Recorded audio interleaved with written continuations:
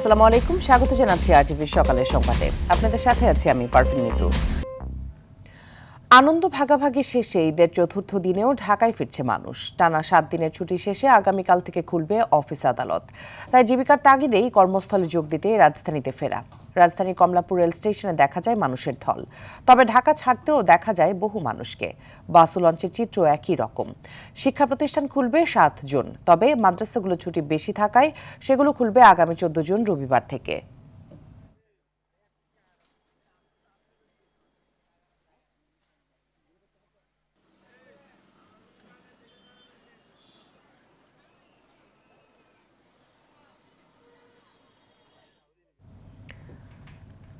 আবদিন হাসপাতালে দুর্গন্ধযুক্ত পচা পানি ও বেকারির সন্ধান মেলায় আজ সেখানে যাবে তদন্ত কমিটির বিশেষজ্ঞ দল।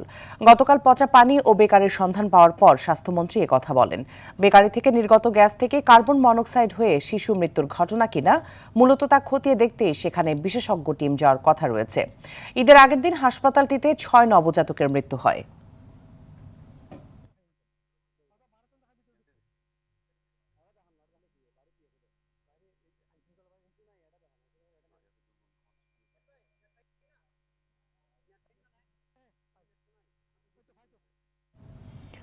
চট্টগ্রামের সীতাকুণ্ডে জঙ্গল সলিমপুর পরিদর্শনে গিয়েছেন স্বরাষ্ট্রমন্ত্রী সালাউদ্দিন আহমদ, স্বরাষ্ট্র মন্ত্রণালয়ের সিনিয়র সচিব মনজুর মোর্শেদ চৌধুরী এবং পুলিশের মহাপরিদর্শক মোহাম্মদ আলী হোসেন ফকির। এ সময় জেলার আইন শৃঙ্খলা রক্ষাকারী বাহিনীর কর্তাদের নিয়ে এলাকাটি পরিদর্শনের কথা রয়েছে। এরপর ওই এলাকার আইন শৃঙ্খলা পরিস্থিতি নিয়ে তিনি সংশ্লিষ্টদের প্রয়োজনীয় নির্দেশনা দেবেন।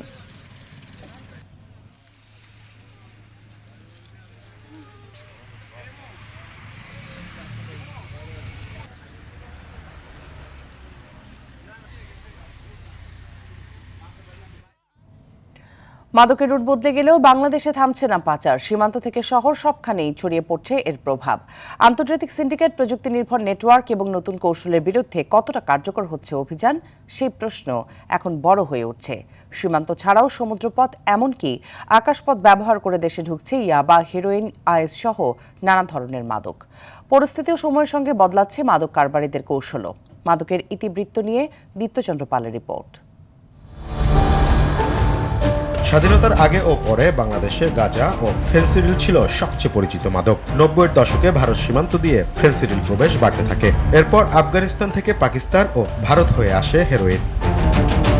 2000 সালের পর নতুন আতঙ্ক আসে ইয়াবা। মিয়ানমারের রাখাইন অঞ্চলে গড়ে ওঠা অবৈধ কারখানা থেকে উৎপাদিত ইয়াবা দ্রুত ছড়িয়ে পড়ে বাংলাদেশে। এরপর যুক্ত হয় আইস বা ক্রিস্টাল ম্যাথ, যাকে বলা হচ্ছে নতুন প্রজন্মের ভয়ঙ্কর মাদক। সীমান্ত দিয়েই বাংলাদেশে আপনি যতগুলি মাদকের নাম নেবেন বাংলাদেশে যেগুলি ব্যবহার হচ্ছে প্রায় সবগুলি কিন্তু দেশের বাইরে থেকেই আসে। নতুন সংযোজন হয়েছে মাদকের মধ্যে, যে ওই যে আইস, এলএসডি, এগুলি কিন্তু অনেক সময় মানে সমুদ্রপথে কিংবা বিমান পথেও বাংলাদেশে ঢুকছে। আমরা চেষ্টা করছি সবগুলো বিষয় নিয়ে কাজ করার জন্য, এবং আমরা প্রতিদিনই বিপুল পরিমাণ মাদক আটক করছি এবং মাদক কারবারিকেও আমরা গ্রেপ্তার করছি। সাম্প্রতিক সময় আন্তর্জাতিক চক্র সমুদ্র বন্দর ও বিমানবন্দর ব্যবহার করছে সিনথেটিক ড্রাগ পাচারে। কুরিয়ার সার্ভিস ও লাগেজের ভেতরেও মিলছে মাদকের চালান। ক্রিস্টাল আইস জাস্ট রিসেন্ট ধরেছি আমরা কিছু, প্রায় 7 থেকে 800 গ্রামের মতো।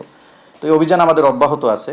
আর সমাজে যারাই ক্রাইম করে না কেন, আজ হোক কাল হোক, তা সে কিন্তু আইনের আওতায় আসবেই। আপনারা দেখেছেন যে কেউ অপরাধ করে পার পেয়ে যাচ্ছে না, সে আজকে হোক। আমরা রিসেন্ট সময়ে এরকম সব আসামি ধরে নিয়ে আসছি, মাদকে সাজাপ্রাপ্ত, যাবজ্জীবন সাজাপ্রাপ্ত, 25 বছর ধরে সে পলাতক। বিশেষজ্ঞরা বলছেন মাদক শুধু আইন শৃঙ্খলার বিষয় নয়, এটি এখন সামাজিক ও জনস্বাস্থ্যের বড় সংকট। তরুণ সমাজকে লক্ষ্য করে ছড়িয়ে পড়ছে নতুন নতুন মাদক, ফলে বাড়ছে অপরাধ, সহিংসতা এবং স্বাস্থ্য ঝুঁকি। আরটিভি, ঢাকা। চট্টগ্রামের সীতাকুণ্ডের জঙ্গল সলিমপুর পরিদর্শনে এসেছেন স্বরাষ্ট্রমন্ত্রী সালাউদ্দিন আহমদ।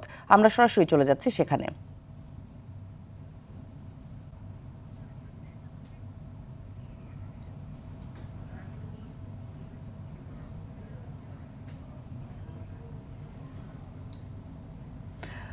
জানাবেন স্বরাষ্ট্রমন্ত্রী গিয়েছে কিনা, এবং তিনি তিনি অথবা তিনি যদি না গিয়ে থাকে কখন নাগাদ পৌঁছাতে পারেন, এবং ওনার কর্মসূচি সম্পর্কে আমাদের জানাবেন। যে এমনিতে আসলে যেমনটি বলেছেন স্বরাষ্ট্রমন্ত্রী 9টা 40 সময় চট্টগ্রামের জঙ্গল সলিমপুর যে আলীনগর রয়েছে সেই আলীনগরে এসে কিন্তু পৌঁছেছেন। এখন তিনি কিন্তু একটা রুমের ভিতরে সেখানে কর্মকর্তাদের সাথে বৈঠক করছেন। সেই কর্মকর্তারা কিন্তু পুরো আলীনগর এবং জঙ্গল সলিমপুরের যে চিত্র আছে সেটি কিন্তু তারা প্রজেক্টরের মাধ্যমে দেখাচ্ছেন। এরপরে তিনি বের হবেন, বের হয়ে কিন্তু তিনি সাংবাদিকদের উদ্দেশ্যে ব্রিফ করবেন। তবে এই মুহূর্তে কিন্তু তিনি সেখানে কাউকে প্রবেশ করতে দেয়নি, শুধুমাত্র তিনি পুরো বিষয়টা জানার পরে তিনি ব্রিফ করবেন। এর আগে কিন্তু বেশ কিছু ঘটনা ঘটেছিল এই জঙ্গল সলিমপুরে। এখানে কিন্তু ছিল আসলে এটা সন্ত্রাসীদের অভয়ারণ্য। এখানে কিন্তু কাউকে আসতে হলে সেই ইয়াসিন বাহিনীর অনুমতি কার্ড নিয়ে প্রবেশ করতে হতো। এর বাইরে কিন্তু কাউকে প্রবেশ করার কোনো সুযোগই ছিল না। যদি কেউ আসলে কোনোভাবে প্রবেশ করতো তাহলে কিন্তু তাকে যথেষ্ট পরিমাণে হেনস্থার শিকার হতে হতো এবং একই সাথে তার যেই মোবাইল কিংবা তার কাছে যত কোনো ডিভাইস থাকবে ইলেকট্রনিক সেগুলো কিন্তু আসলে নিয়ে ফেলতো। গত রবিবার 24শে মে কিন্তু রাতে এখানে কিন্তু স্বরাষ্ট্রমন্ত্রী আজকে যে আসবে সেখানে একটি যৌথ বাহিনীর ক্যাম্প উদ্বোধন করার কথা ছিল। সেই ক্যাম্প যাতে উদ্বোধন করতে না পারে সেখানে 24শে মে কিন্তু আসলে সেই ক্যাম্পটি বুলডোজার দিয়ে তারা উড়িয়ে দিয়েছিল এবং আসার পথে রাস্তা বেশ কয়েক জায়গায় কিন্তু কেটে দিয়েছিল যাতে গাড়ি চলাচল করতে না পারে। এর আগে 19শে জানুয়ারি কিন্তু আসলে এই জঙ্গল সলিমপুরে আরেকটা সন্ত্রাসী ধরার জন্য অভিযানে এসেছিল র্যাব।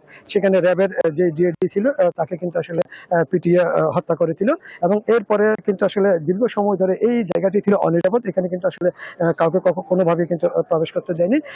9 মার্চ 2026 কিন্তু যৌথ বাহিনী একটা বিশাল অভিযান পরিচালনা করে, প্রায় 4000 সদস্য বিশিষ্ট।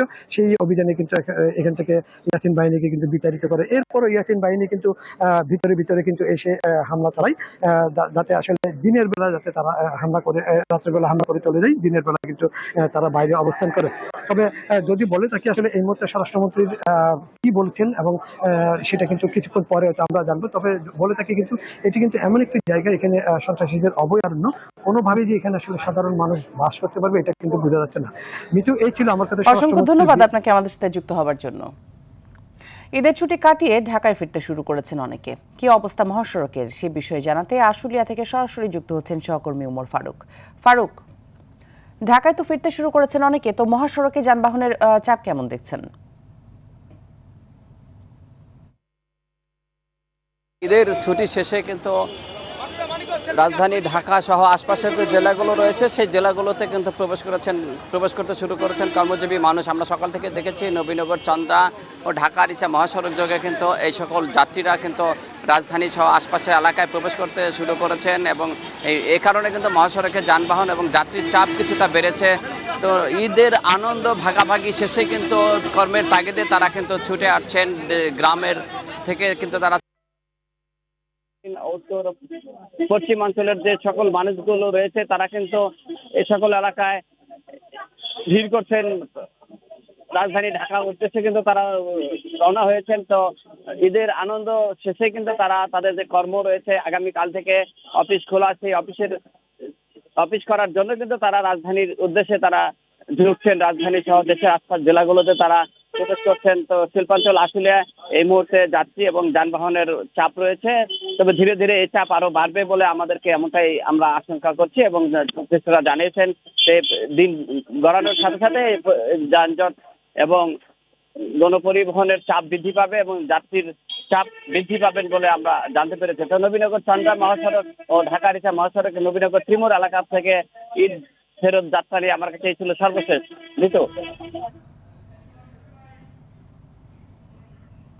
ধন্যবাদ আপনাকে। দেশের দ্বিতীয় বৃহত্তম চামড়ার বাজার যশোরের রাজারহাটে চামড়ার দাম পাচ্ছে না মৌসুমী ব্যবসায়ীরা। 600 থেকে 1100 টাকায় কেনা চামড়ার দাম উঠেছে 400 থেকে 900 টাকা পর্যন্ত।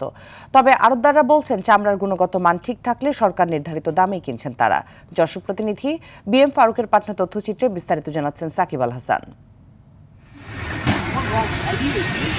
সপ্তাহে 2 দিন যশোরের রাজারহাটে বসে দক্ষিণ পশ্চিমাঞ্চলের সবচেয়ে বড় এই চামড়ার হাট। ঈদকে কেন্দ্র করে প্রতি বছর কয়েক লাখ পিস চামড়া বেচে কেনা হয় এই হাটে। কোরবানির শুরুতে ঢাকা ও ঢাকার বাইরে পশুর চামড়ার দাম নির্ধারণ করে দেয় সরকার।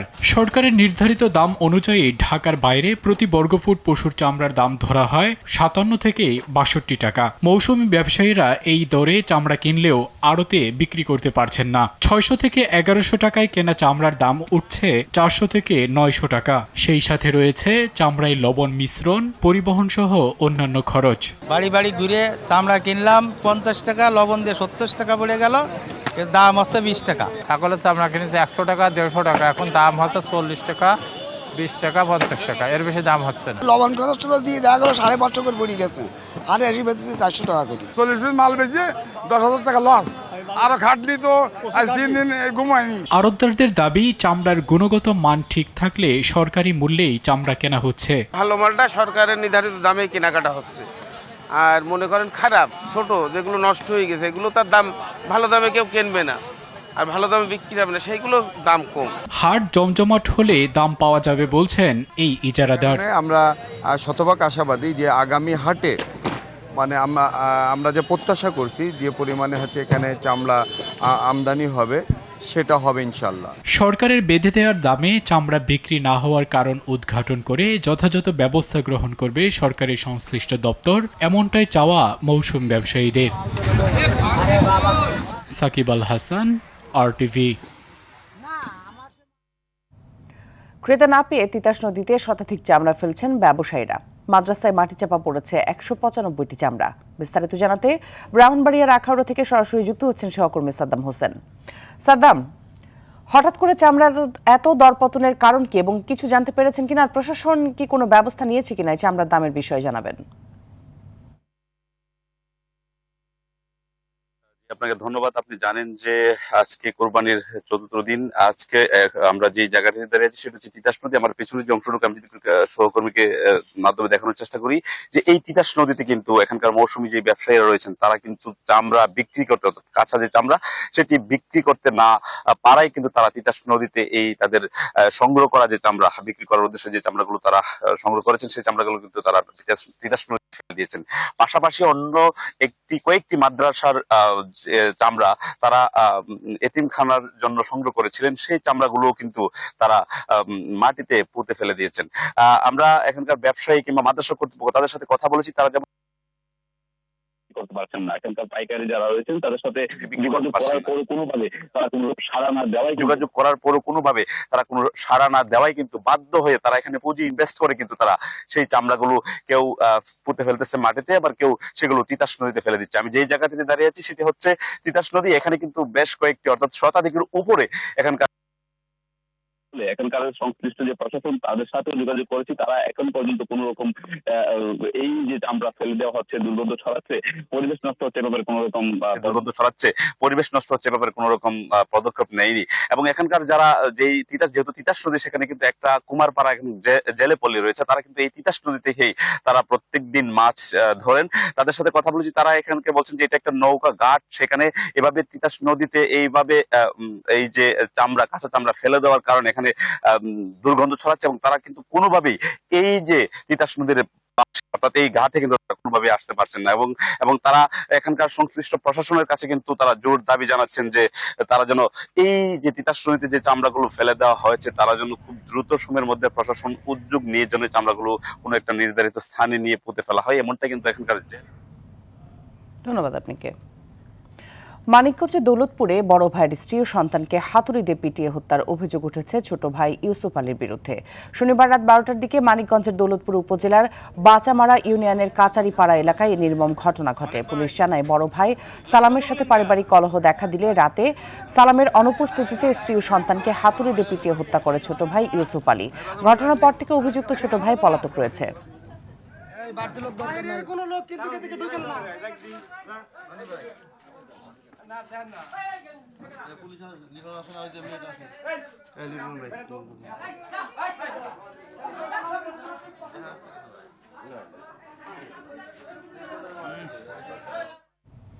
আন্তর্জাতিক প্রসঙ্গ। যুক্তরাষ্ট্র ইরানের সম্ভাব্য চুক্তি নিয়ে দেখা দিয়েছে চরম অনিশ্চয়তা। তেহরানের উপর মার্কিন নৌ অবরোধ এবং ওয়াশিংটনের নতুন হামলার হুমকির মুখে থমকে গেছে কূটনৈতিক তৎপরতা। অন্যদিকে দক্ষিণ লেবাননে ইসরায়েলি স্থল অভিযান জোরদারের মুখে উত্তর ইসরায়েলে রকেট ও ড্রোন হামলার তীব্র করেছে ইরান সমর্থিত গোষ্ঠী হিজবুল্লাহ। বিস্তারিত আজহার স্বপ্নিলের রিপোর্টে। পারস্য উপসাগরে যুদ্ধবিরতির খসড়া চুক্তি যখন প্রায় চূড়ান্ত, তখনই ট্রাম্প প্রশাসনের নতুন শর্তে বেঁচতে যেতে বসেছে কূটনীতি। মার্কিন প্রতিরক্ষা মন্ত্রী পিট হ্যাগসেট সাফ জানিয়েছেন, আলোচনা ব্যর্থ হলে ইরানে পুনরায় হামলা চালাতে প্রস্তুত ওয়াশিংটন। এরই মধ্যে হরমুজ প্রণালীর দিকে যাওয়া একটি গাম্বিয়ান জাহাজকে নিষ্ক্রিয় করেছে মার্কিন নৌবাহিনী। এই অবরোধকে কূটনীতির সঙ্গে বিশ্বাসঘাতকতা বলছে ইরান। জবাবে অত্যাধুনিক ক্রুজ মিসাইলবাহী দ্রুতগামী যুদ্ধজাহাজ ২৭ রজব উন্মোচন করেছে তেহরান। পাশাপাশি আকাশসীমায় অনুপ্রবেশকারী একটি মার্কিন ড্রোন ভূপাতিত করে হরমুজ প্রণালীর পূর্ণ নিয়ন্ত্রণ নেয়ার ঘোষণা দিয়েছে আইআরজিসি। মূলত ৩ শর্তে আটকে আছে চুক্তি। ইরান অবিলম্বে $৩০০ বিলিয়ন পুনর্গঠন তহবিল, ফ্রিজ করা সম্পদ মুক্তি এবং নিষেধাজ্ঞা প্রত্যাহার চায়। বিপরীতে মার্কিন প্রেসিডেন্ট ডোনাল্ড ট্রাম্প চান আগে হরমুজ প্রণালী সম্পূর্ণ সচল হোক এবং ইরানের ইউরেনিয়াম সমৃদ্ধকরণ কর্মসূচি বন্ধ হোক। এদিকে ইসরায়েলি স্থল অভিযানের জবাবে একযোগে ২৪টি রকেট ও বিস্ফোরক ড্রোন ছুড়েছে হিজবুল্লাহ, যার আঘাতে সীমান্ত সংলগ্ন উত্তর ইসরায়েলের সব স্কুল ও হাসপাতাল বন্ধ এবং একই সঙ্গে বাসিন্দাদের ভূগর্ভস্থ বাংকারে স্থানান্তর করেছে তেল আবিব। ওয়াশিংটনের কঠোর অবস্থান আর তেহরানের অনমনীয় মনোভাবের কারণে ৬০ দিনের শান্তি আলোচনা শুরুর আগেই এই চুক্তি এখন অনিশ্চয়তার মুখে। আজহার স্বপ্নিল, RTV। আইডিএলসি পরিবর্তনের পথে বাংলাদেশ। বিদ্যুৎ উৎপাদনে নবায়নযোগ্য জ্বালানির ব্যবহার বাড়াতে ১২টি বেসরকারি আইপিপির সঙ্গে চুক্তি করেছে সরকার। এসব প্রকল্প থেকে জাতীয় গ্রিডে যুক্ত হবে ৯১৮ মেগাওয়াট বিদ্যুৎ। বাংলাদেশ বিদ্যুৎ উন্নয়ন বোর্ড বলছে, উন্মুক্ত দরপত্রের মাধ্যমে কম ট্যারিফ নিশ্চিত করেই এসব চুক্তি সম্পন্ন করা হয়েছে। নতুন প্রকল্পগুলোর বিদ্যুতের ইউনিট প্রতি উৎপাদন ব্যয় ধরা হয়েছে গড়ে ৭.৮ সেন্ট, যা আগের তুলনায় প্রায় ২.৫ সেন্ট কম। বিপিডিবি চেয়ারম্যান প্রকৌশলী রেজাউল করিম জানিয়েছেন, আমদানি নির্ভর জীবাশ্ম জ্বালানির উপর নির্ভরতা কমিয়ে নবায়নযোগ্য জ্বালানির ব্যবহার বাড়াতেই সরকারের এই উদ্যোগ। এতে সামগ্রিক বিদ্যুৎ উৎপাদন ব্যয় কমে আসবে বলে আশা করা হচ্ছে।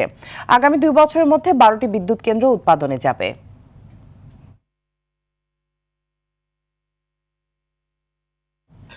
সকালের সংবাদ এ পর্যন্তই। মধ্যাহ্নের সংবাদ দুপুর ১২টায় দেখার আমন্ত্রণ রইল।